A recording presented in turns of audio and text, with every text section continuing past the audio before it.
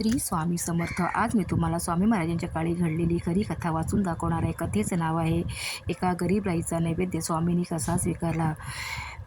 एका गरीब ब्राह्मणाच्या पत्नीने श्रद्धापूर्वक स्वामी महाराजांना घरून नैवेद्य आणला होता.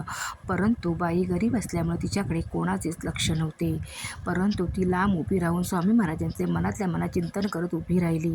माझ्या नैवेद्यातील 2 घास तरी महाराज घेतील का, अशी मनातल्या मनात स्वामी महाराजांच्या प्रार्थना करीत उभी होती.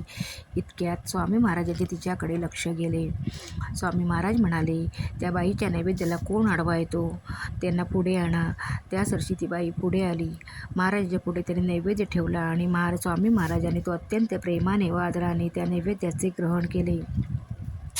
स्वामी महाराजांच्या त्या काळी संपर्कात येणार त्यांचे सेवेकरी धन्यच किंवा पुण्यवान म्हणावे लागतील. कारण एवढ्या गर्दीतही स्वामी महाराजांचे लक्ष त्या गरीब बाईकडे गेले. नंतर ते त्या बाईला म्हणाले की तुला खोडकर मुलगा होईल. हे वाक्य ऐकून मात्र तिचा आनंद गगनात मावेल असा झाला. कारण त्या बाईच्या लग्नाला 45 वर्षे झाली होती, परंतु त्यांना पुत्रसंतान होत नव्हते. परंतु स्वामींच्या कृपेने आणि आशीर्वादाने त्या बाईला पुत्रप्राप्ती झाली. नंतर ती रडत रडत स्वामी महाराजांचा तिने निरोप घेतला. तुम्हाला जर स्वामी महाराजांच्या काळी घडलेल्या अशा खऱ्या कथा ऐकायला, अनुभव ऐकायला आवडत असतील तर कोकणी स्वामी सेवेकरी या मराठी चॅनेलला नक्की भेट द्या आणि त्यातली एखादी कथा आवडली तर नक्की शेअर करा. आणि तुम्हाला जर तुमचे प्रसंग किंवा एखादे स्वामी अनुभव शेअर करायचे असतील तर तुम्ही कमेंट बॉक्समध्ये नक्की लिहून पाठवा. तुम्हाला तुमचं नाव लिहायचं नसेल तर तसं स्पष्टपणे लिहा. श्री स्वामी समर्थ.